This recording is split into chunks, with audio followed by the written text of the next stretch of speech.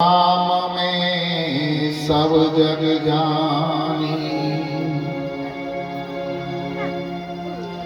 करहु प्रणाम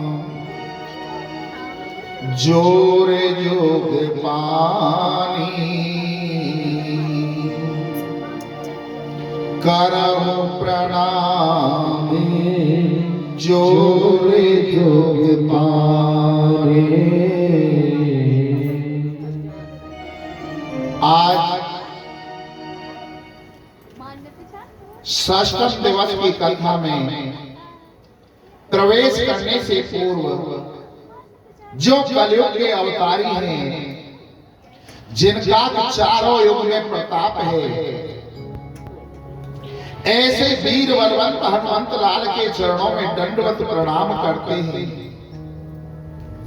अगर भगवान की कथा का कोई सच्चा श्रोता है तो वो हनुमान जी महाराज हैं, और कोई सच्चा वक्ता है तो वो भी हनुमान जी महाराज हैं। हम और आप तो केवल निमित्त मात्र हैं, करने वाले भी वही हैं और कराने वाले भी वही हैं। ऐसे वीर बलवंत हनुमंत लाल के चरणों में दंडवत प्रार्थना है। कथा प्रारंभ होत है, आओ वीर हनुमान, आसन आए विराज कर, करौ सर्व कल्याण। श्री सुखदेव जी वर्णन करते हैं कि हे राजा, जब मेरे गोविंद ने इंद्र की पूजा को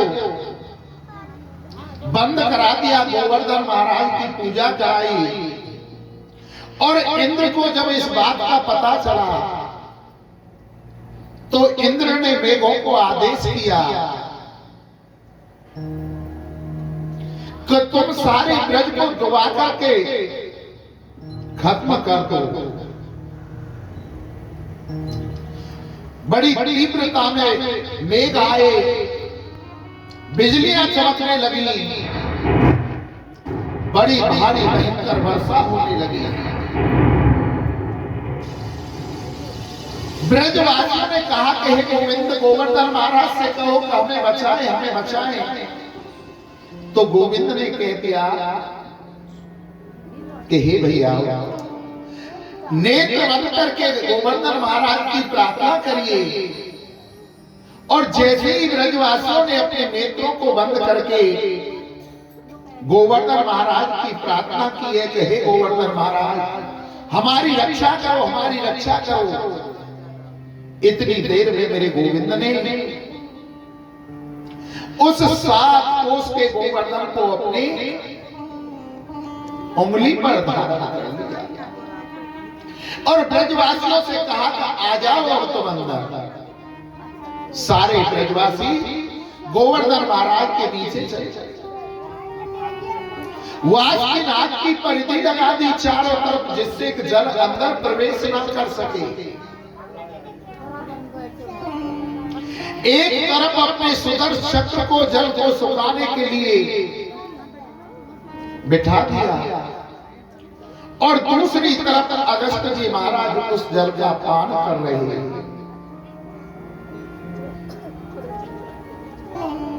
3 दिन हो गए गोवर्धन महाराज को धारण किए हुए मेरे प्रभु को। उनके जो ब्रजवासी थे उन्होंने अपनी लाठी, डंडा, बांस, बल्ली सब कुछ लगा रखा था गोवर्धन के नीचे, और गोवर्धन को उठा रखा है। किसने? कन्हैया ने अपनी उंगली पर। ब्रजवासी कहने लगे, ओ लाला, 3 दिन हो गए, 3 रात्रि हो गई, तू सोए नहीं है, थक गए हो। एक काम कर, तू अपनी उंगली को हटा ले, हमने अपनी लाठी, बांस बल्ली इन पर गोवर्धन को रोक रखियो। गोविंद कहने लगे कोई बात नहीं है, मैंने भी लगा रखी है अपनी छोटी सी ऊपरी।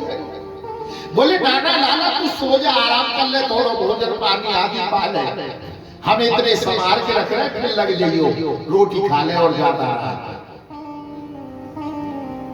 ब्रजवासियों ने जब बार बार कहा तो मेरे गोविंद ने अपनी उंगली को जरा सा ही हटाया कि जितने भी डंडा बांस बल्ली नट लग रहे थे सब चुर करके टूटने लगे। वो बोले ओ लाला ओ लाला ओ लाला, बचा बचा, ये तो गोवर्धन नीचे को आ रहा है।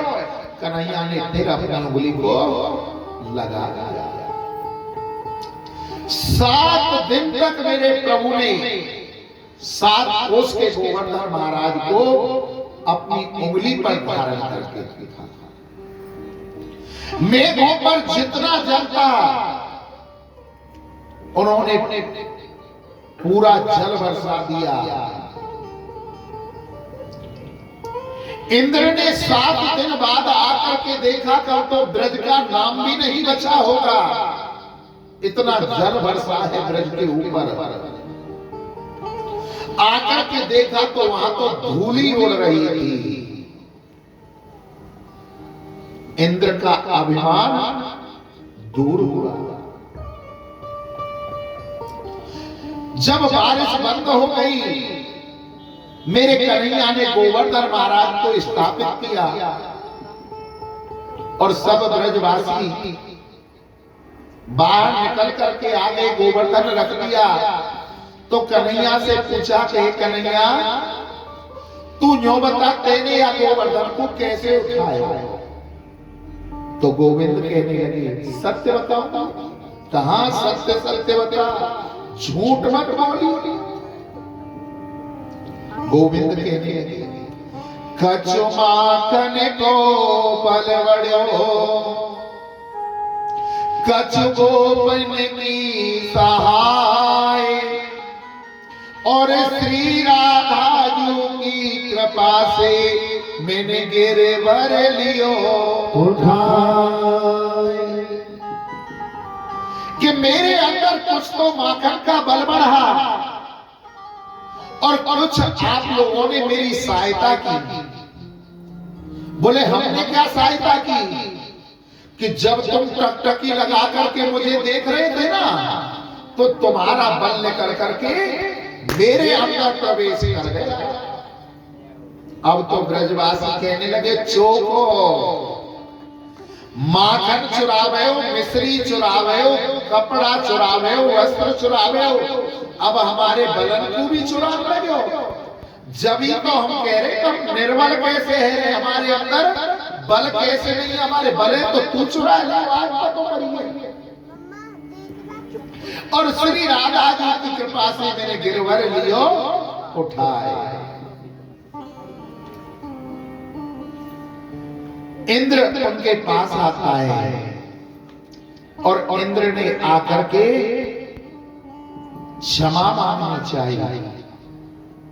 तो इतने में श्री सुखदेव जी महाराज से राजा परीक्षित प्रश्न कर देते हैं कि क्षमा मांगने से पहले प्रभु एक शंका मुझे यहां हुई है, उसे दूर करो। आप कह रहे थे एक तरफ सुदर्शन चक्र को जल सुखाने के लिए बैठा दिया और दूसरी तरफ अगस्त जी महाराज को जल पीने के लिए बैठा दिया। ये अगस्त जी कौन है, कहां से आए और कैसे इन्होंने जल पिया? तो श्री सुखदेव जी महाराज कहने लगे कि हे राजा सुनो, द्वापर से पहले त्रेता युग आया। त्रेता युग में भगवान राम अयोध्या को जीत करके जब लंका को जीत करके जब अयोध्या आ गए, तो माता जानकी ने भगवान राम से कहा कि हे प्रभु, कोई ऐसा ब्राह्मण नौतिए जो मेरे चौका में आकर के रुच करके भोजन खाए। ऐसा ब्राह्मण नहीं चाहिए मुझे कि 10-5 पूरी खाए और कहते कि तृप्ति हो जाए। मुझे ऐसा ब्राह्मण चाहिए जो रुच करके भोजन खाए। मेरी मन की संतुष्टि होनी चाहिए। कहा किसी ब्राह्मण ने मेरे यहां पर भोजन किया है। बोले चिंता मत करो देवी, अगस्त जी महाराज ने यहां पर निमंत्रण भेज दिया और कहा कि महाराज आप जानकी जी के यहाँ, सीता जी के यहाँ रुच करके भोजन पाना। अगस्त जी ने कह दिया ठीक है महाराज। अगस्त जी आ जाते हैं और माता जानकी ने 56 प्रकार के भोजन बनाए। 56 प्रकार के भोजन बनाए और अगस्त जी के लिए 56 प्रकार के व्यंजन परोस दिए। अगस्त जी ने भोजन किया। तकरीबन 10:30 बजे प्रारंभ किया। भोजन करते करते सुबह से शाम हो गई। जितना भी राशन माता जानकी जी ने बनाया था सबको अगस्त जी पा गए। जानकी जी ने रिद्धि सिद्धि गणेश जी महाराज को बुला लिया कि कमी नहीं पड़नी चाहिए, अगस्त जी को पूर्ण भोजन होना चाहिए। रिद्धि सिद्धि पूड़ियां बेल रही हैं और गणेश जी महाराज कढ़ाई को काटते जा रहे हैं और अगस्त जी महाराज भोजन को पाते जा रहे हैं। निरंतर भोजन चल रहा है।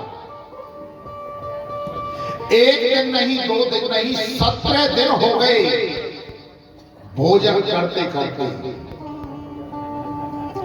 जितना भी राशन पानी था सारा लग लिया। अब तो माता जानकी जी गई भगवान राम के पास में और जाकर के कहने लगे कि प्रभु कैसो ब्राह्मण बुला दियो। 17 दिन हो गए भोजन करते करते। बोले बीच में जल पिला दो, कष्ट पेट हो जाए। जानकी जी लौट करके आई, कहने लगी बाबा पंडित जी बीच में जल पीनो रे। अब तो अगस्त जी महाराज कहने लगे बीच आवे वो जब ही तो जल पीएंगे, अभी तो बीच ही नहीं आए हो। जानकी जी का दिमाग खराब। लौट करके प्रभु राम के पास में गई और जाकर के कहने लगे प्रभु जी अभी तो महाराज ने कह रहे बीच आए हुए नहीं है, बीच जब आवे वो जल तो जब ही पीएंगे। बोले एक काम करना, अब के जब भोजन प्रसादी परोसने जाओ ना तो उसमें तुलसी पत्र डाल देना। माता जानकी ने ऐसा ही किया। अगले दिन 18वें दिन जब भोजन परोसने के लिए गई तो उसमें तुलसी पत्र डाल करके ले गई और जैसे ही तुलसी पत्र वाले भोजन को अगस्त जी ने ग्रहण किया तो उनको डकार आ गई। बोले देवी हमारी तृप्ति हो गई, अब तुम जल ले आओ। अब जानकी जी माता सोचने लगी इन महाराज ने 18 दिन भोजन किया है तो पानी भी ऐसा ही चाहिए। कोई एक आध टोकनी से तो बात नहीं बनेगी, 8-9 दिन कम से कम पानी भी पीए। तो कहने लगे महाराज राम जी भी वहां आ गए, इतनी कृपा करो तो भोजन आपने या जीवन में कर लियो हमारे में, और अगला हमारा जब जन्म हो द्वापर में उस समय आप जल पी लेना। बोले कोई बात नहीं है, हम तो एक तपस्या पर बैठेंगे, कब युग व्यतीत हो जाएगा हमें पता ही नहीं पड़ेगा। भोजन अगस्त जी ने त्रेता में राम जन्म में किया था और जल आकर के 7 दिन दिन रात लगातार, जैसे 18 दिन लगातार भोजन किया था ना, उसी प्रकार 7 दिन लगातार अगस्त्य जी ने उस जल को पिया था। जो सुखदेव जी के मन में भाव थे वो परीक्षित को बता दिए। परीक्षित गदगद हो। इंद्र अब क्षमा मांगता है कि हे प्रभु, मेरे अपराध को क्षमा करो, मैं आपको समझ नहीं पाया, मैंने आपको साधारण समझा। ऐसो को उदार जग माही, बिन सेवा जो द्रव दीन पर, राम सरिस को नाई। ऐसा इस जग में कौन उदार होगा जो जीवों पर दया करता है, उनके लिए अपना सर्वस्व न्योछावर करता है। तो कन्हैया कहने लगे, भाव बिन कुछ भी दिवे, तो मैं कभी लेता नहीं, और भाव से एक फूल भी दिवे, तो मुझे स्वीकार है।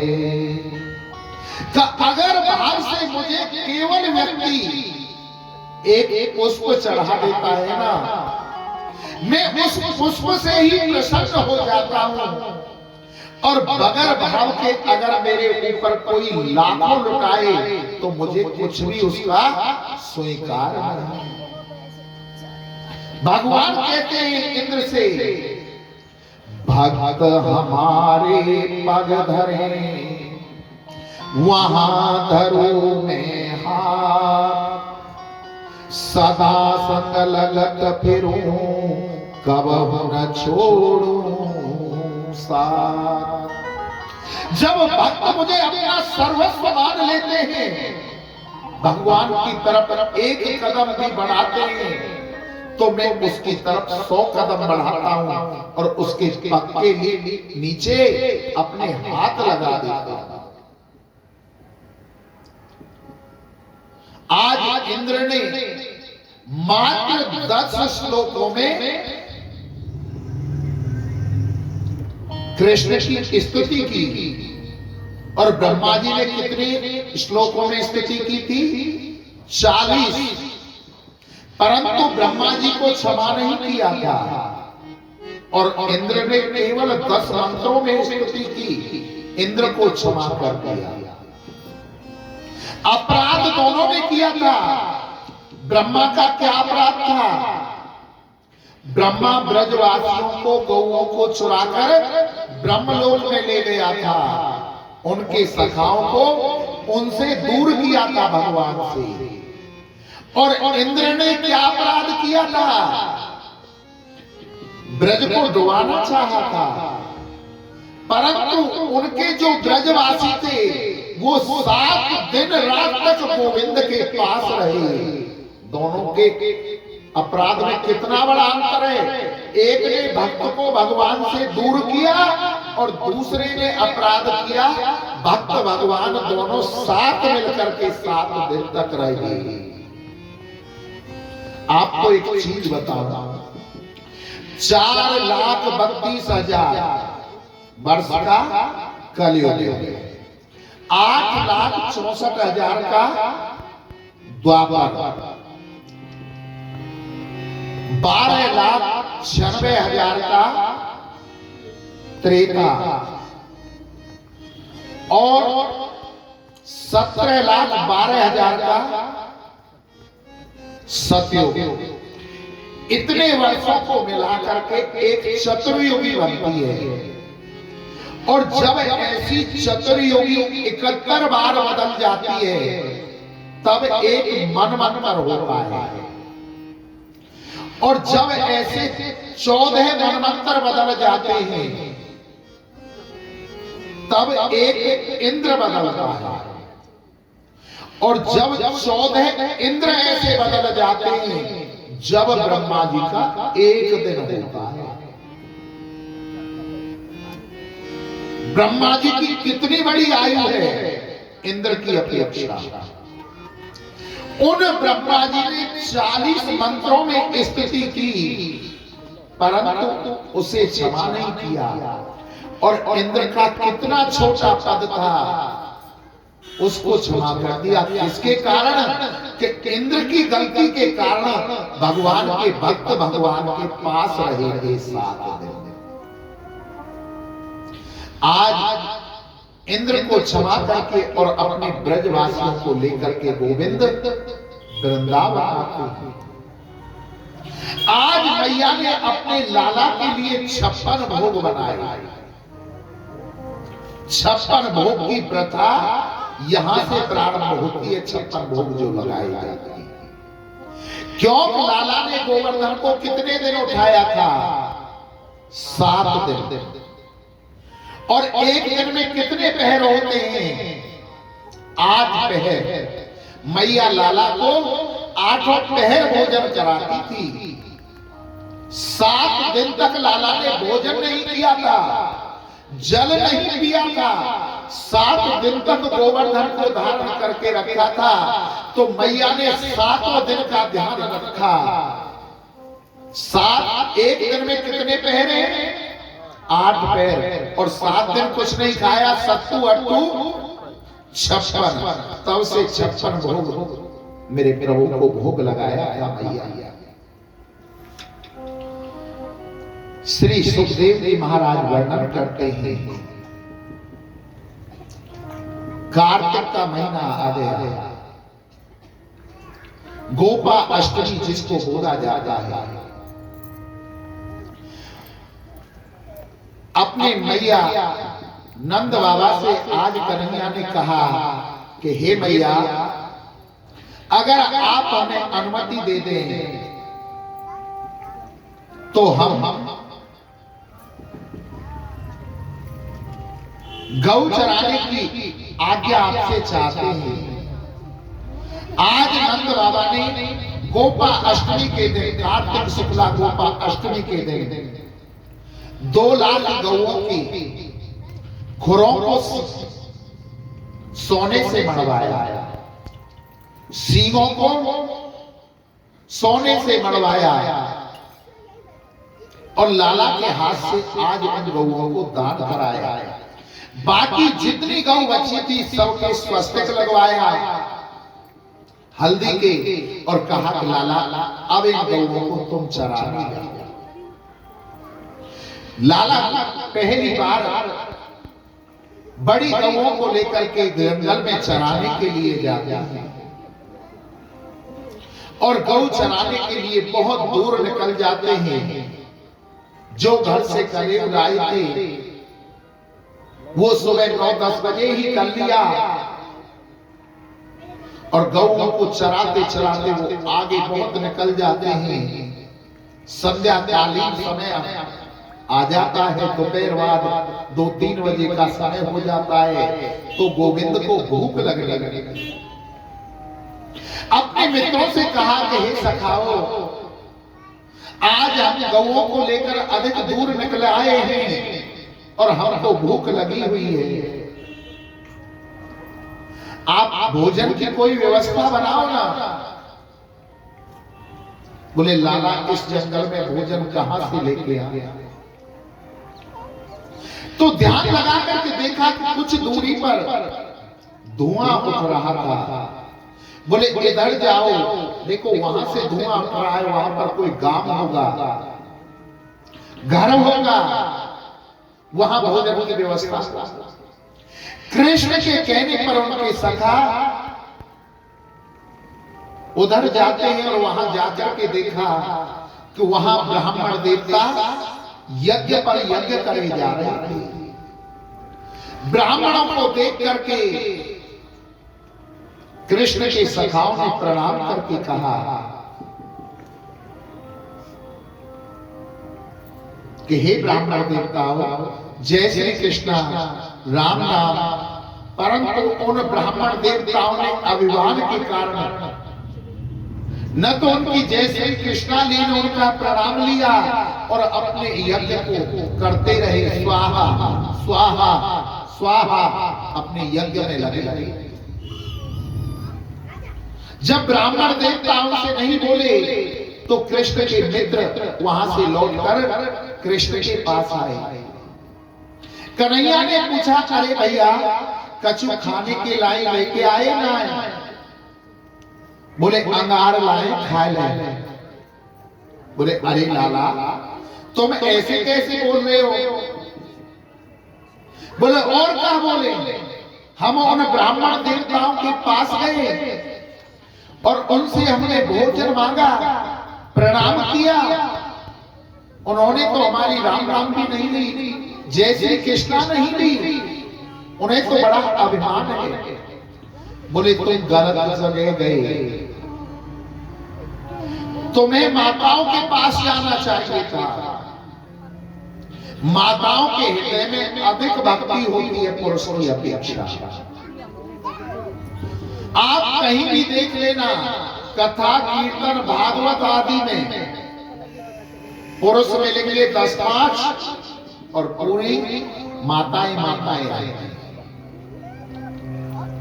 अगर घर पर कोई भिखारी आ जाता है, पुरुष से मांगता है खाने के लिए, तो पुरुष अधिकतर क्या जवाब देते हैं? तो पे खायो कमायो नहीं जाए, हट्टो कट्टो है और भीख मांगे टोले। और माताओं से अगर कोई भी आकर के मांग ले, माता उसे तुरंत दे देती है। माताओं के हृदय के अंदर भक्ति अधिक बतलाई गई है। तुम्हें माताओं के पास जाना चाहिए था। मेरा आग्रह है तुमसे कि तुम उन माताओं के पास जाओ, ब्राह्मणों की जो पत्नियां आए। कृष्ण के कहने पर वो सखा दोबारा से वहां जाते हैं और जाकर के यज्ञ पत्नी ब्राह्मणों की जो पत्नियां थी, जो ब्राह्मण यज्ञ कर रहे थे, वहां पहुंचे तो उन पत्नियों ने, ब्राह्मण की पत्नियों ने कहा, अरे लल्लू आओ, कहां से आए हो, कहां बात है? जय श्री कृष्ण आदान प्रदान हुई। बोले मैया आज हमारे लाला गोविंद कन्हैया गौओं को चराते चराते बड़ी दूर आ रहे हैं और उनको भूख लग रही है, कुछ भोजन की प्रसादी की व्यवस्था हो जाए तो आपकी बड़ी कृपा हो। उन माताओं ने उन सखाओं को बैठाया। बोले लल्लू तुम बैठो, हम कछु कछु व्यवस्था करके उन बच्चों को खाने के लिए लड्डू दिए, जल दिया, शीतल जल दिया और कन्हैया के लिए अपने हाथों से नाना प्रकार के भोजन बनाए। और उन भोजनों को लेकर के आज वो ब्राह्मण की पत्नियां बोली, हम स्वयं अपने हाथ से गोविंद को खिला करके आए। थालियों में रखकर भोजन चल दी। फिर मन में सोचने लगी कि जब हम जाएंगे तो हमारे पतियों ने अगर हमें देख लिया और हमसे पूछ लिया कहां जा रही हो, तो हम क्या जवाब देंगे? अगर नेत्रों से नेत्र मिल गए तो हम जवाब देने लायक आए। तो उन ब्राह्मण की पत्नियों ने क्या काम किया कि जिधर ब्राह्मण देवता यज्ञ कर रहे थे उधर से घूंघट कर लिया। बोले न नजर से नजर मिलेगी और न कोई बात होगी, और लेकर के भोजन को चली। जहां कृष्ण बैठे थे जैसे ही वहां पहुंची हैं, कृष्ण ने उन ब्राह्मण पत्नियों को देख करके कहा, स्वागतम वो महाभागा, आस्ताम करवाम के मां, यज्ञो द्रक्षता प्राप्तो उपनदमिदमेव। तो तुम्हारा स्वागत है देवियों, आओ। उन माताओं ने जाकर के आज भगवान को स्वयं अपने हाथों से भोजन कराया। आज कन्हैया को भोजन करा करके वो माताएं गदगद हो गई और अपने को धन्य मान करके वहां से लौट करके आती हैं। कहते हैं जा पर कृपा राम की होई, ता पर कृपा करें सब कोई। आज परमात्मा की कृपा किन पर हुई? ब्राह्मण की पत्नियों पर। ब्राह्मण पत्नियां जब लौट करके आई और जो ब्राह्मण यज्ञ पर यज्ञ करे जा रहे थे, उन्होंने ध्यान लगा करके देखा कि ये तो साक्षात नारायण को भोजन करा के आए हैं, परमात्मा को भोजन करा के आए हैं। हमारा जीवन धिक्कार है।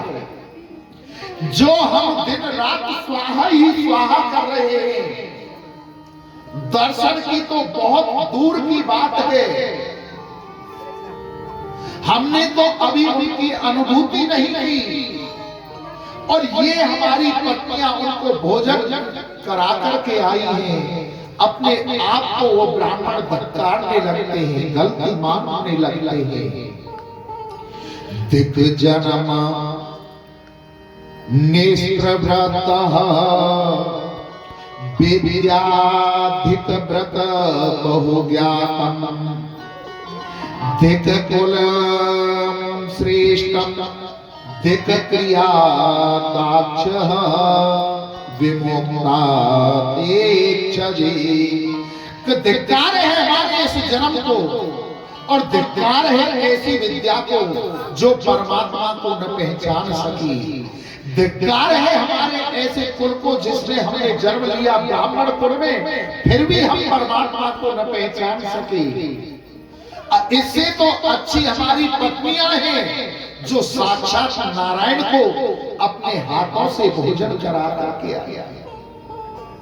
अपने आप में वो गलती मानते हैं। गौओं को चरा करके आज मेरे गोविंद वृंदावन आते हैं। मैया सुबह से शाम तक लाला की बात देखती रही। जब सांझ को लाला लौट करके आ गया तो माता को शांत। श्री सुखदेव जी वर्णन करते हैं कि हे राजा, अब मेरे प्रभु 10 वर्ष के हो चुके और प्रभु ने अपने मन में सोचा कि इस ब्रज के अंदर जितनी भी ये गोपियां हैं ना, ये कोई साधारण नहीं है। जितने भी वेद मंत्र हैं सब गोपियों का रूप धर के आए हैं, तो मुझे इनके साथ में रास रचना हो। प्रथम सुमरे भागवत भगत भागवतीवान, द्वितीय आराधे भक्ति व्यास नव भांति बरे खान, तृतीय करे गुरु समझे दक्ष सर्वज्ञ रसीलो,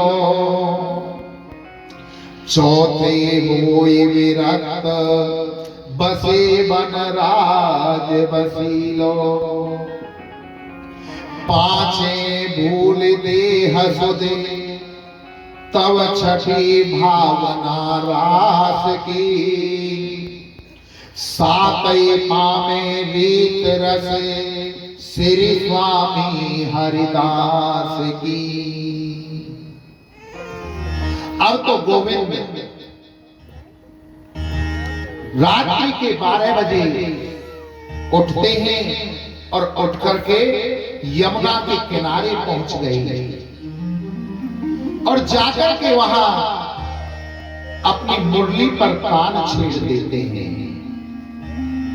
जैसे ही तान को मुरली को बजाया है और ब्रज गोपियों के कानों में वो जब मुरली की आवाज गई तो ब्रज गोपियां सोचने लगी कि ये कन्हैया की मुरली मुझको बुला रही है। हर गोपी को ऐसे लगने लगा कि ये मुझे बुला रही है, ये मुझे बुला रही है। जो गोपी जिस काम में थी उस काम को वहीं छोड़ करके दौड़ लगा देती है कहां, जहां कन्हैया मुरली बजा रही है। एक गोपी गाय का दूध निकाल रही थी, आधा ही दूध निकाल पाई कि जैसे ही कानों में कन्हैया की गोपी मुरली की आवाज आई, बाल्टी को वहीं छोड़ा, आधी धार निकाली और सीधी दौड़ लगा दी यमुना के किनारे। कोई गोपी अपने पति को भोजन करा रही थी।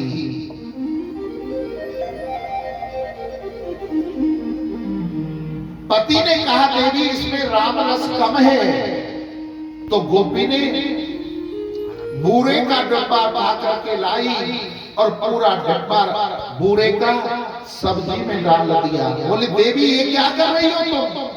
बोले हमें कुछ नहीं पता, तुम जानो। डिब्बा को वहीं छोड़ करके दौड़ लगा देती है कहां, जहां गोविंद मुरली बजा रहा है। कोई गोपी श्रृंगार कर रही थी कि एक नेत्र में ही काजल लगा पाई, और जैसे ही कानों में मुरली की आवाज आई, दूसरे नेत्र में काजल नहीं लगा पाई और चल देती है वहां से।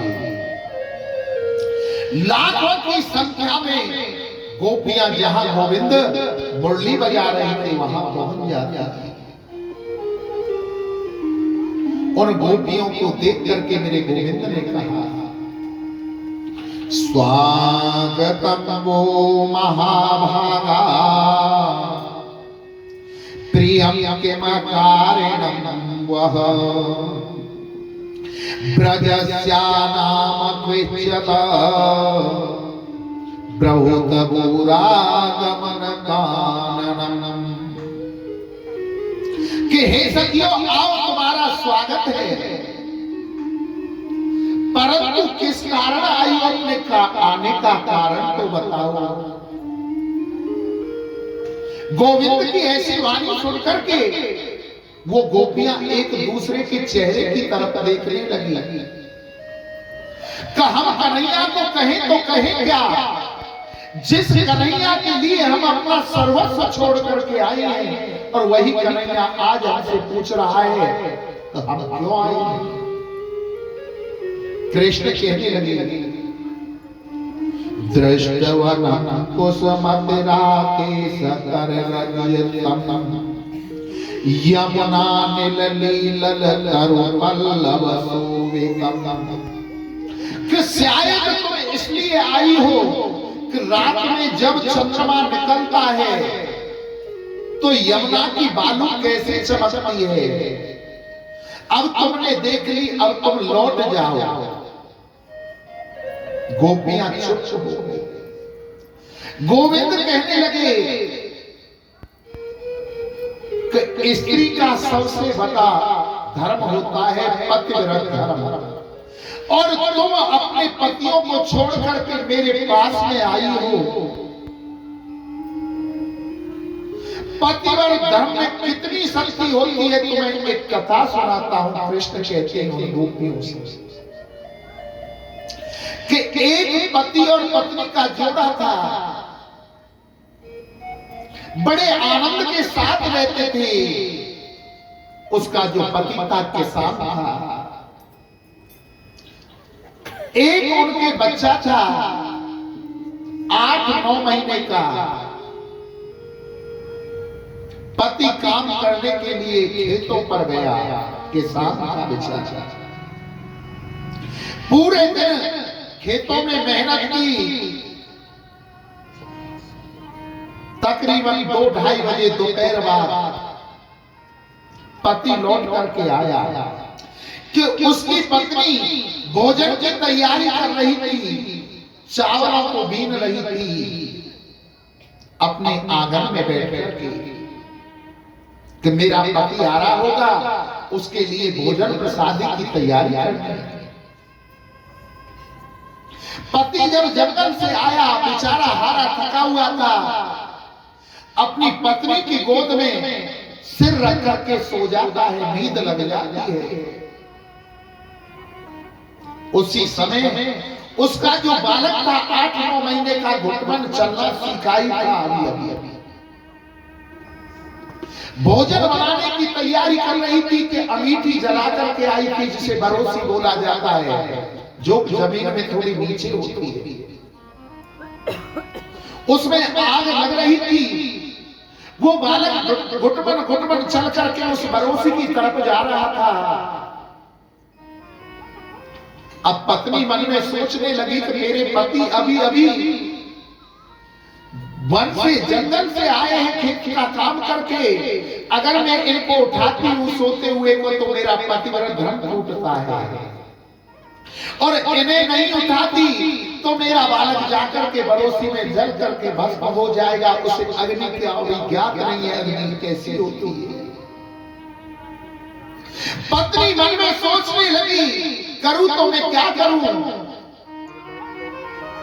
अंत में उसने सोचा तो होगा सो देखा जाएगा, मैं अपने पतिव्रत धर्म कर रहा हूं, अपने पति को नहीं जगाऊंगी, और अपने नेत्रों को बंद करके बैठ गई। और वो बालक धीरे धीरे जाकर के उस बरोसी में गिर पड़ता है।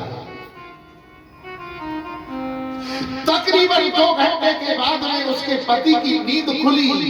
जैसे ही गोदी में से सिर को हटाया है, वो स्त्री दौड़ी दौड़ी बरोसी के पास जाती है, और जाकर के देखा कि पतिव्रत धर्म के कारण वो अग्नि भी चंदन जैसी शीतल हो गई थी। इतनी बड़ी शक्ति होती है पतिव्रत धर्म में। और तुम देवियों अपने पतियों को छोड़कर मेरे पास में चली आई हो। गोपियां कहने लगी, हे कृष्ण, ऐसी कथा दंतक कथाएं तो हमें भी आती है, तुम क्या हमें ये कथा सुना रहे हो। एक पति पत्नी का जोड़ा था, एक दूसरे से बड़े प्रेम करते थे, हम भी तुम्हें एक कथा सुनाते हैं। एक बार उस पति के जीवन में, उस जोड़ा के जीवन में गरीबी आ गई। कोई काम नहीं लगता था उनका, कोई पैसा नहीं देता था उन्हें। पति ने अपनी पत्नी से कहा कि हे देवी, इस शहर में मुझे, इस गांव में मुझे रोजगार प्राप्त नहीं हो रहा, धन प्राप्त नहीं हो रहा। अगर आप मुझे अनुमति दे दें तो मैं विदेश में जाकर के व्यापार करूंगा और वहां से धन उपार्जन करके लेकर के आऊंगा। पत्नी हाथ जोड़ करके कहने लगी कि हे स्वामी, जब तुम परदेश को चले जाओगे तो मैं तुम्हारी पूजा कैसे कर पाऊंगी, मैं तुम्हारी सेवा कैसे कर पाऊंगी। पति बाजार में गया और बाजार से अपना प्रतिबिंब अर्थात फोटो खिंचवा कर लाया, उसे मड़वा करके लाया और ला करके अपनी पत्नी को दे दिया। कहा कि हे देवी, ये मेरा प्रतिबिंब है, आप इसको ही मुझे मानना, इसकी पूजा करना, इसको गीले कपड़े से पोंछना, इसका चंदन लगाना, इसका भोग लगाकर फोटो का, और तुम पा लेना। पत्नी को अपना प्रतिबिंब देकर उसका पति परदेश में जंगल के मार्ग से विदेश चला जाता है और वहां जाकर व्यापार करने लगा। पत्नी घर पर उस प्रतिबिंब फोटो की पूजा करती है, उसे गीले वस्त्र से पोंछती है, चंदन लगाती है, उसके लिए भोजन बनाती है, उस भोजन का भोग लगाती है और फिर उस भोजन को स्वयं पाती है। 1 वर्ष हो गया। 1 वर्ष बाद उसका पति बहुत सारा धन लेकर के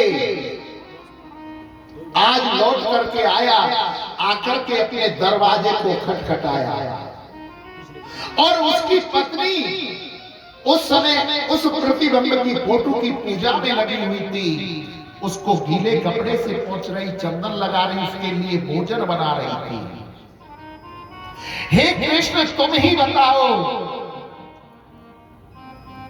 जब उसका पति आ गया वास्तविक, तो क्या उसे दरवाजा खोलना चाहिए था कि नहीं? कृष्ण कहने लगे कि जब साक्षात पति आ गया तो प्रतिबिंब की पूजा करने की क्या आवश्यकता थी? उसे दरवाजा तुरंत खोलना चाहिए था। बोले गोविंद, आपने न्याय कर दिया, आपने न्याय कर दिया। ऐसे वर को क्यों बरे, जो जन्मे और मर जाए, वरवरी गोपाल जो जस चढ़ लो अमर हो जाए। ऐसे वर को वर के क्या करें जो जन्म लेता है और मरता है। वरना है तो ऐसे वर को वरिए गोपाल जी को, जिससे ये चमड़ा अमर हो जाता है। ये चमड़ा अमर हो जाता है। हे गोविंद, आत्मा का पति परमात्मा होता है, और हमारी जो आत्मा है वो परमात्मा आपके पास में आ गई है। गोपियों की बात सुन करके गोविंद कहने लगे कि मैं तुम्हारी परीक्षा ले रहा था, तुम अपनी परीक्षा में पास हुई, अब मैं तुम्हारे साथ में रास रचाऊंगा। दो दो गोपियों के बीच में एक एक माधव बन जाते हैं। रास प्रारंभ होता है, राधा रानी भी वहां आ जाती हैं। उनके साथ में, गोपियों के साथ में जब रास करने लगे तो गोपियों के मन में थोड़ा अभिमान आ गया कि हम में और राधा रानी में कोई अंतर नहीं है। देखो, गोविंद हमारे साथ भी नृत्य कर रहे हैं और राधा रानी के साथ में भी नृत्य कर रहे हैं। गोविंद ने देखा कि इन गोपियों के मन में अभिमान आ गया है, इस अभिमान को दूर करना होगा। उन गोपियों को वहीं छोड़ करके राधा रानी को साथ में लेकर मेरे गोविंद दूसरे वन में चले जाते हैं। अब तो वो गोपियां अपने बीच में कृष्ण को नहीं पाती हैं तो तड़पने लगी, और राधा रानी को जब गोविंद लेकर के दूसरे वन में गए, राधा रानी से कहा कि हे रानी, हे ब्रजेश्वरी, हे राजराजेश्वरी, जल्दी चलो ना। तो यहां राधा के मन में भी अभिमान आ गया कि मैं इतनी सुंदर हूं, मेरे खातिर गोविंद सारी ब्रज गोपियों को छोड़ करके मुझे अकेली को लेकर के इस वन में आ गई। गोविंद ने देखा कि राधा रानी के मन में भी अभिमान आया है। बोले राधे जी चलो ना। राधा रानी कहने लगी कि अब हमसे नहीं चला जाता है। बोले आप हमारे कंधे पर बैठ जाओ। जैसे ही राधा रानी कंधे पर बैठने को होती है तो गोविंद उन्हें भी छोड़ करके अदृश्य हो जाते हैं, चले जाते हैं। और वो ब्रज गोपियां ढूंढती ढूंढती कृष्ण को वहां आ जाती हैं, और इतना ढूंढा कि जब किसी की याद में खोया जाता है ना तो अपने आप को ही वह मानने लगती है। लाली मेरे लाल की जित देखूं तित लाल, लाली देखन में गई तो मैं भी हो गई लाल। अब वो ब्रज गोपियां कृष्ण को ढूंढते ढूंढते वहां पहुंची, अपने आप को ही कृष्ण मांगने लगी। फिर उनको याद आया कि हम तो गोपियां हैं। राधा रानी जी से कहा कि हे ब्रजेश्वरी, हे राज राजेश्वरी, क्या गोविंद तुम्हें भी छोड़ करके चले गए? कहा मुझे भी छोड़ करके चले गए। आज हार कर जब उन्हें गोविंद नहीं मिलते तो यमुना के किनारे पर बैठ जाते हैं। और यहां गोपियों ने एक गीत गाया जिसे गोपी गीत के नाम से जाना जाता है। अगर व्यक्ति उसका पाठ करता है तो अवश्य परमात्मा के दर्शन होते हैं। आज उन गोपियों ने उस गीत को गाया। जयति तेधिकं जन्मनाभजा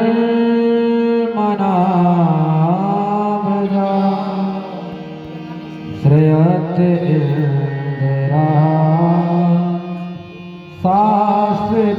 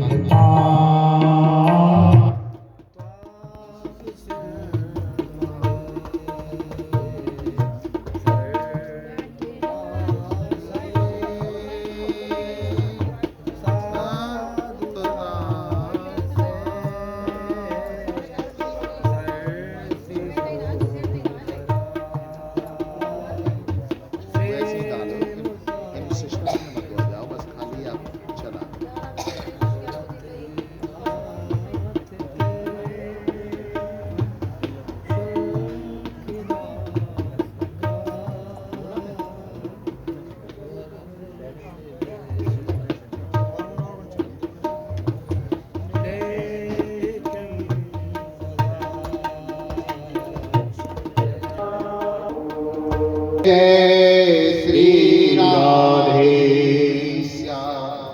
साधु जी। सीताराम सीताराम, प्रेम से बोलो राधे श्याम राधे श्याम। जिस उद्धव को बड़ा अभिमान था, जो कह के आया था कि 2 घंटे से ज्यादा नहीं रुकूंगा, 7 महीने हो गए डोकी लगाते लगाते वहां। ऊधो सूधो है चलो,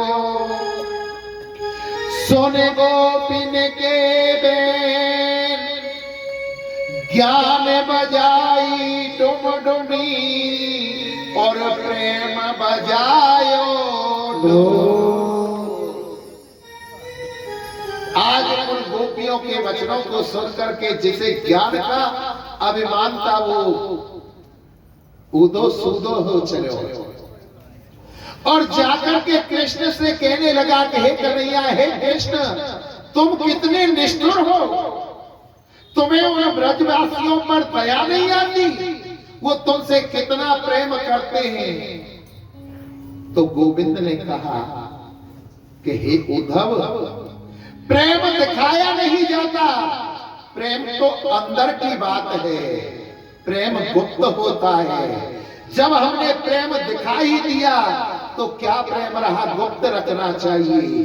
वो मुझसे दूर नहीं है मेरे ब्रजवासी, मैं उनके पास हूं और वो मेरे पास हैं।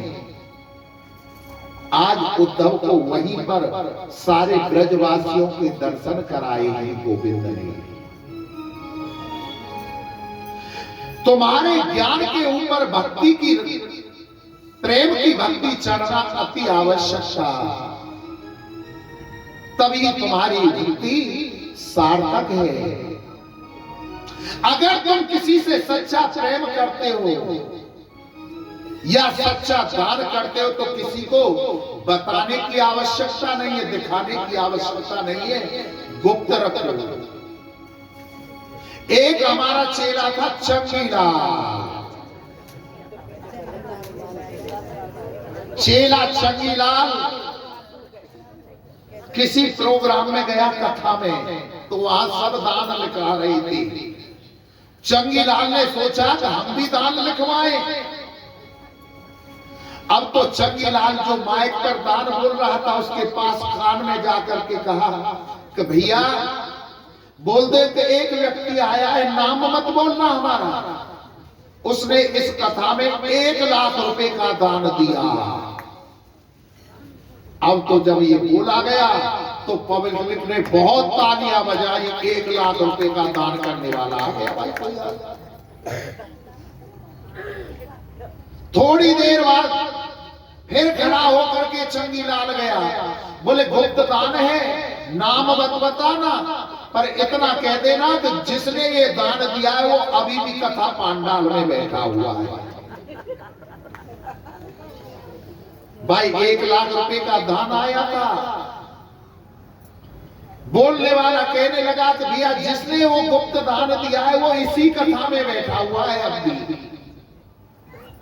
10-5 मिनट बाद फिर खड़ा होकर के वो चंगीलाल फिर गया, बोले नाम मत बता देना, गुप्त दान है, परंतु इतना जरूर बता देना कि जो सीधे हाथ की तरफ कुर्सी बिछी हुई है ना, उन पर 3रे नंबर की कुर्सी पर बैठा हुआ है, पर नाम मत बता देना।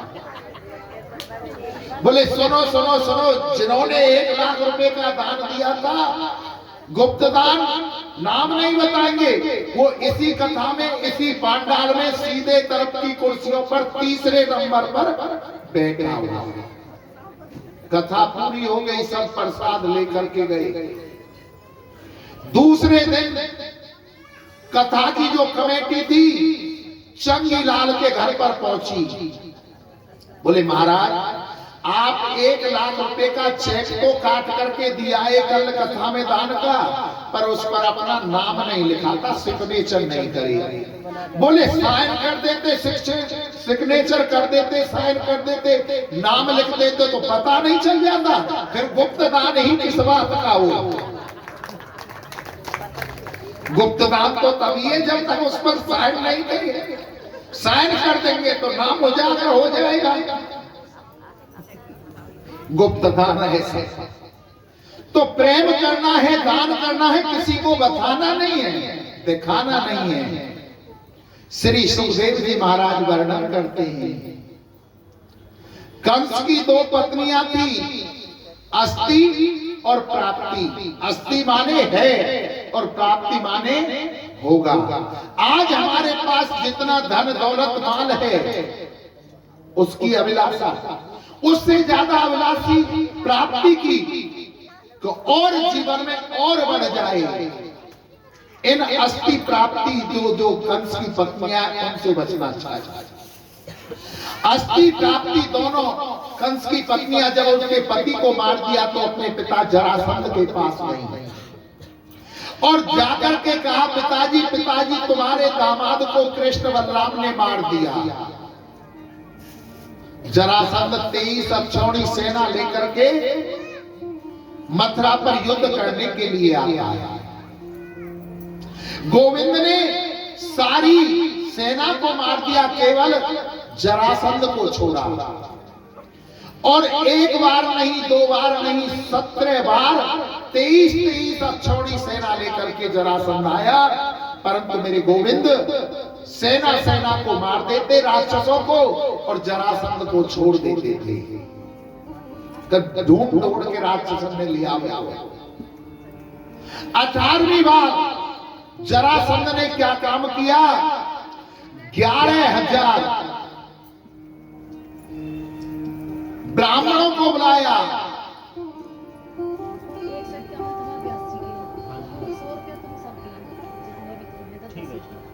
11,000 ब्राह्मणों को बुला करके और कहा कि महाराज मैंने सुना है कि ब्राह्मणों के मंत्रों में बड़ी शक्ति होती है, आप मेरे लिए जाप करो कि मैं कृष्ण को हरा करके आऊं।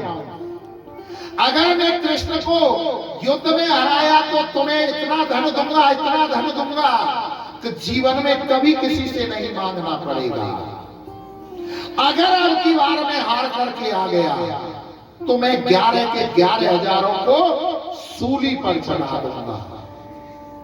अब तो ब्राह्मण देवता जब जगने लगे कि हे परमात्मा, हे कृष्ण, हे कन्हैया, कैसे भी हो कि युद्ध में हार जाइयो, हमारे प्राणन की बात है। 18वीं बार जरासंध मथुरा पर पहुंचता है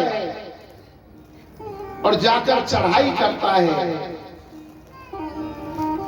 कृष्ण बलराम युद्ध के लिए आते हैं तो कृष्ण के कानों में उन 11,000 ब्राह्मणों की आवाज आ जाती है कि कैसे भी कन्हैया बचा लो और नहीं तो ये जरासंध के सूली पर चढ़वा देगा। कृष्ण ने एक दाऊ से कहा, भैया एक बात कहूं। कहा लाला बोल, क्या बात है? कि चलो जाते भर चले। अरे लाला तू क्या कह रहे हो? अगर हम युद्ध में से रण में से भाग के जाएंगे तो रण छोड़ हमारा नाम पड़ जाएगा। बोले कोई बात नहीं है, माखन चोर, मिश्री चोर, कपड़ा चोर, चीर चोर नाम पड़े पड़े हुए, एक नाम ये भी सही, रण चोर। आज उन 11,000 ब्राह्मणों के लिए गोविंद रण को छोड़ करके भागने लगे और एक पहाड़ पर चढ़ जाते हैं। जरासंध ने क्या काम किया? बोले इस पहाड़ के चारों ओर आग लगा दो, अग्नि लगा। कृष्ण बलराम ने ऐसी छलांग लगाई, ऐसी छलांग लगाई कि जाके समुद्र के किनारे पर आ गए।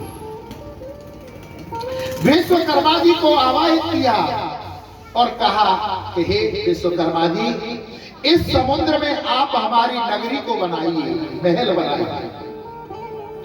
विश्वकर्मा जी ने बहुत सुंदर नगरी बनाई जिसका नाम द्वारका रखा गया और माया को आदेश कर दिया गया जितने भी यदुवंशी हैं सबको यहां ले आओ। माया सबको लेकर द्वारका में आया और द्वारका के राजा बन गए कौन? द्वारकाधीश गोविंद भगवान। बोलो द्वारका नाथ की जय।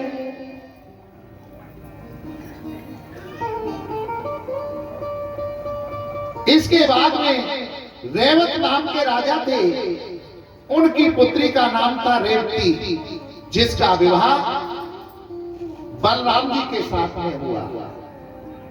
श्री सुखदेव जी महाराज लिखते हैं, कहते हैं, राजा आसीद भीष्म को नामे विदरय धार्पते महान, तस्य पंचा भवन पुत्रा कन्या चेवरानना।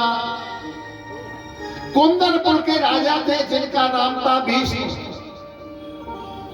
उन राजा के यहाँ 5 पुत्र थे, कोई पुत्री नहीं थी और बड़े पुत्र का नाम था रुक्मी। राजा ने मन में सोचा कि मैं कोई ऐसी तपस्या करूं जिससे कि मेरे यहां पर पुत्री हो जाए। कुंदनपुर के राजा भीष्म तपस्या करने के लिए वन में चले गए। वहां उन्हें एक कमल के फूल के ऊपर बहुत सुंदर कन्या प्राप्त हुई। ये कन्या कौन थी? रुक्मणी। और रुक्मणी कौन है? लक्ष्मी जी का रूप है। और लक्ष्मी कभी गर्भ से जन्म नहीं लेती। प्रथम बार जब लक्ष्मी जी का प्रादुर्भाव हुआ, कहां से? समुद्र मंथन किया, तब लक्ष्मी निकली तो विष्णु भगवान को दे दी। वही लक्ष्मी माता जानकी का, सीता जी का रूप धर के आई थी, तो कहां से प्राप्त हुई थी? जब जनक महाराज ने हल चलाया था तब जनक जी को प्राप्त हुई। और वही लक्ष्मी अब रुक्मणी बन करके आई तो भीष्म जी को कहां से प्राप्त हुई? कमल के फूल से। उस पुत्री को अपने घर लेकर के आए, अपनी पत्नी को दे दिया। बड़ी होने लगी, धीरे धीरे समय व्यतीत हुआ और जब कई बार बालक बड़े हो जाते हैं तो घर में माता पिता की कम चलती है, बच्चों की ज्यादा चलने लगती है। ऐसा ही कुंदनपुर के राजा भीष्म जी के साथ में हुआ। जो उनका बड़ा पुत्र था रुक्मी, उसके घर में सत्ता चलने लगी और वो रुक्मणी की सगाई शिशुपाल के साथ में करके आ गया। रुक्मणी जी को जब इस बात का पता चला तो रुक्मणी जी रोती रोती अपनी भाभी के पास में गई और जाकर के कहा कि भाभी देखो भैया मेरी सगाई शिशुपाल के साथ में करके आ गई है। मैं शिशुपाल के साथ में विवाह नहीं करूंगा। मैंने तो कृष्ण को पति के रूप में मान रखा है, अपने प्राणों को त्याग दूंगी परंतु शिशुपाल से विवाह नहीं करूंगी। भाभी ने समझाया कि हे नंद जी, अभी तुम्हारी शादी तो नहीं हुई है, केवल सगाई हुई है ना। तुम एक पत्र लिखो कृष्ण के लिए। आज रुक्मणी जी पत्र लिख रही है। क्या? श्रद्धा गुणान भुव सुंदर शृणुतामते निवेश कणवी वदरहत योगत तापया रूप दृश्या हरिगता निखलार्थ लाभ चतरकता विशतम चितम पत्र में। कि हे गोविंद, मैंने कभी आपको देखा नहीं है और नवदा भक्ति के अंदर पहली भक्ति बतलाई है श्रवणम कीर्तनम, सुनना। श्रोता गुणम धोना, मैंने केवल तुम्हारे गुणों को सुना है और उन गुणों को सुनकर ही मैंने तुम्हें पति के रूप में मान लिया है। आप मुझे पति के रूप में प्राप्त हो जाओ। जो वस्तु सिंह को प्राप्त होनी चाहिए, अगर उस वस्तु को गीदड़ प्राप्त करे तो अच्छा नहीं होगा। मैं आपको पति के रूप में मानती हूं और मेरे भाई ने शिशुपाल जैसे गीदड़ के साथ मेरी सगाई कर दी है। आप मुझे वर्ण करके ले जाओ। अगर आप मुझे वर्ण करके नहीं ले गए तो मैं मरना भला समझूंगी परंतु शिशुपाल के साथ विवाह नहीं करूंगी। आगे उत्तर भी अपने आप लिख रही है रुक्मणी जी। आप सोचोगे मुझे कैसे ले जाओगे? तो हमारे कुल की रीति है क्या? अनंत अंतार मचीर मनिहत बुंद सर्वामृदहि कथमिति प्रत्युनपापयम्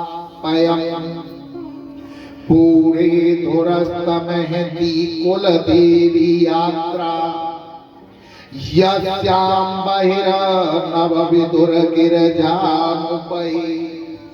कि जब हमारे यहाँ पर किसी कन्या की शादी होती है तो वो कन्या गौरी पूजन करने के लिए कुल मंदिर में कात्यायनी माता के मंदिर में जाती है और मैं वहां पर पूजा के लिए जाऊंगी। आप वहां आ जाना और मैं आपके वर्णमाला कर दूंगी, वरमाला पहना दूंगी। आप मेरा वर्ण करके वहां से ले जाना। पत्र लिख करके और एक पंडित जी को दे दिया और कहा पंडित जी आप हमारा ये पत्र द्वारकाधीश के यहाँ ले जाओ। पंडित जी रथ में बैठ करके उस पत्र को लेकर के द्वारका पहुंचे और जाकर के गोविंद को दिया। गोविंद ने उस पत्र को पढ़ा, ब्राह्मण को भोजन कराया, ब्राह्मण को भोजन कराया और कहा महाराज चलिए। रथ में बैठकर चल दिए कि सामने से बलदाऊ भैया आ रहे। बोले लाला कहां जा रहे हो? बोले कहीं ना कहीं जा रहा हूं। कन्हैया को नाम तो हो लाला जा रहे हो। अब लाला अपने मौते कैसे कहे कभी भूले नहीं जा रहा। पहले जमाने का नियम था, आज से मात्र आप 50 वर्ष पीछे चले जाओ, ज्यादा दिन बाद नहीं कह रहा। जब बच्चों की शादी की बात होती थी तो बच्चे वहां से उठ करके चले जाते थे, इतने शर्माते थे। और आज के बालक इंची टेप साथ में लेके घूमते हैं। बोले हम 6 फुट के 5.5 फुट की या 5 फुट की नहीं चलेंगे, अपनी पसंद से सेम टू सेम छांट करके लाते हैं। और ऐसी छांट के लाते हैं कि 1 महीना नहीं लगता है, इतने तलाक के लिए कोर्ट में खड़े दिखाई देते हैं। पहले माँ बाप जिनके साथ विवाह कर देते थे, आजीवन उनका विवाह चलता था। और आज के इंची टेप वालों के आप सभी जानते हो, इलू इलू का चक्कर चलता। ये बड़ा खतरनाक है। अब गोविंद कैसे कहे कि हम बहू लेने जा रहे हैं, तो पंडित जी ने कहा कुंदनपुर के राजा हैं, उनकी पुत्री रुक्मणी जी का विवाह होने जा रहा है, स्वयंवर होने जा रहा है। बलदाऊ कहने लगे, ओहो चोखो, अब पता पड़ी हमारा लाला जवान हो गए हो। लाला तू चल, कोई बात नहीं, पीछे से हमारे वहां दंतक शिशुपाल जैसे बड़े राक्षस होंगे। गोविंद पहुंच जाते हैं कुंदनपुर। और जब रुक्मी को पता चला कि कृष्ण कुंदनपुर आ गए, तो उसने 20,000 सैनिक और बुलाए अपनी बहन की सुरक्षा के लिए। और रुक्मणी जी को जब पता चला कि कृष्ण आ गए हैं, तो अपनी सहेलियों को बुलाया और कहा, आओ सखियों मुझे मेहंदी लगा दो, मेहंदी लगा दो मुझे ऐसी सजा दो। आओ मेरी सखियों मुझे मेहंदी लगा दो, मेहंदी लगा दो मुझे ऐसी सजा दो है। मुझे श्याम सुंदर के दुल्हन बना दो, मुझे श्याम सुंदर के दुल्हन बना दो, मुझे श्याम सुंदर के मुझे श्याम सुंदर के दुल्हन बना दो।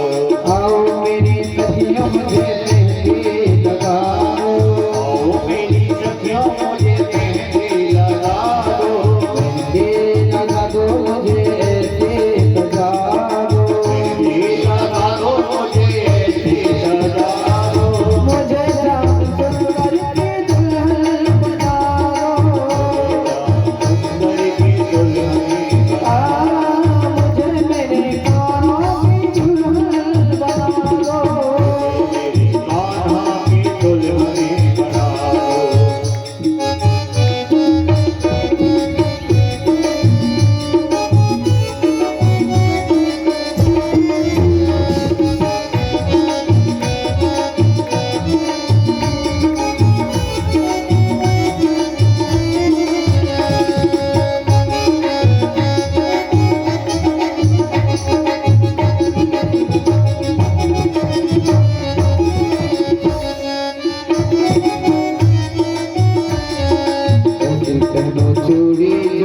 बहू न टूटे, चोटी जो बहू न टूटे, सवरू दूल्हा जो बहू न टूटे, सवरू दूल्हा जो बहू न टूटे।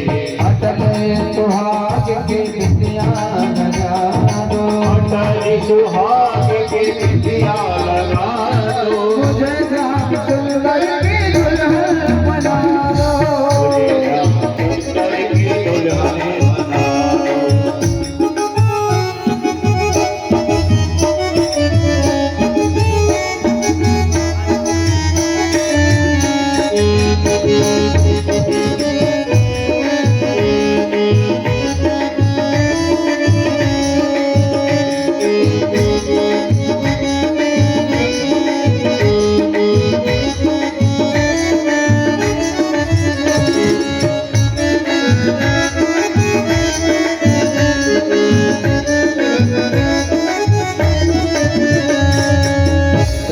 संग में मेरी बात चलाए, सतगुरु ने मेरी कीनी लगाए, सतगुरु ने मेरी कीनी लगाए। उनको बुला के हथेलेवा तो करा दो, उनको बुला के हथेलेवा तो करा दो। मुझे मेरे काना की दुल्हन बना दो, मुझे मेरे काना की दुल्हन बना दो, मुझे राम सुंदर की दुल्हन बना दो, मुझे राम सुंदर की दुल्हन बना दो। अब तो रुक्मणी जी तैयार होकर के कात्यायनी माता के मंदिर में पूजा के लिए अपने सखियों के साथ चलती है। तो रुक्मिणी ने 20,000 सैनिक साथ में भेजे और जैसे ही मंदिर में पहुंच करके मां की पूजा की है तो अम्बिके त्वाम्बिके चीरम नमस्ते त्वाम्बिके चीरम स्वे संतान युगा शिवाम भूतारमे पतिरमे भगवान कृष्ण सदुरमोदता। कहे कात्यायनी माता मुझे केवल इतना वर दो कि कृष्ण मुझे पति के रूप में प्राप्त हो जाए। इतनी बात की कि कात्यायनी मां के हाथ से पुष्प छोड़ गया। सुंदर सगुन होने लगे और गोविंद इतने में मंदिर पहुंच जाते हैं। भीड़ में से निकल करके सैनिकों के बीच से आ रहे हैं। एक सैनिक कहता, अरे भैया देखियो कितना सुंदर मुकुट पहन रखो है। जो सुरक्षा करने आए वही कह रहे हैं, देखो देखो कितना सुंदर मुकुट है। दूसरों के मुकुट छोड़, बांसुरी देख कितनी सुंदर है। तीसरों के बांसुरी छोड़, छवि देख कितनी सुंदर है। और निकल के मोहन रुक्मणी जी के पास पहुंच जाते हैं। रुक्मणी जी के पास जैसे ही पहुंचते हैं, रुक्मणी जी उनके रूप को निहार कर अपने आप को बड़ा आनंद अनुभूति करती है। और वहां जो माला रखी थी मंदिर में, रुक्मणी जी ने माला उठाई और गोविंद को पहनाने लगी। ओम माल्यादेवी सुगंधेवी माल्यादेवी वही प्रभो मया हर्तानि पुष्पाणि पूजनार्थं प्रतिगृह्यतां महा। अब तो रुक्मणी जी ने माला पहनाई और गोविंद ने माला पहना दी। हाथ पकड़ करके एक परिक्रमा की है मंदिर की और परिक्रमा करके रुक्मणी जी को साथ में लेकर के चल दिए। सैनिक उनकी छवि को निहारा है। भैया देखो कितनी मदमस्त छवि है। इतने में बोले, भैया कृष्ण लेकर रुक्मणी जी को वहां से निकल गए। बोले कहां गई? बोले ले बोले शोर मच गो। अब तो रुक्मी युद्ध करने के लिए आया, भगवान ने उसको परास्त किया है। भीष्म जी आ जाते हैं और कहते हैं कि हे गोविंद इतनी कृपा करो, मैं इस अपनी पुत्री का विवाह तुम्हारे साथ में विधि विधान से करता हूँ। आप बारात चढ़ा करके लेकर के आइए और जब मैं अपनी कन्या का कन्यादान कराऊंगा। भैया बारात चढ़वाने हमारी, आज मेरे श्याम की शादी है और हमारे परीक्षित जी महाराज कन्यादान करेंगे। एक एक से व्यवस्था बना के चलना, सभी एक एक से कन्यादान करेंगे। एक साथ भीड़ मत छोड़ना। एक तरफ बारात चढ़ती रहेगी, डांस वाले ने डांस करियो और भैया कोई पी के आगे हो तो आ जगह थोड़ी साइड में दे दियो, काय के ऊपर गिरेगा। बारात में सब तरह के आगे, ठीक है ना? चलते रहेगा पूजन। ओम तत्सद विष्णु विष्णु श्रीमद् भगवतो महापुरुषस्य। दानों में दान ये महान है। रुक्मण का कर लो कन्यादान है। ये महान है रुकमण का कर लो कल्याण है महान है रुकमण का गलो कन्यादान है दानों में दान ये महान है रुकमण का कर लो कल्याण है दानों में दान ये महान है रुकमण का कर लो कल्याण है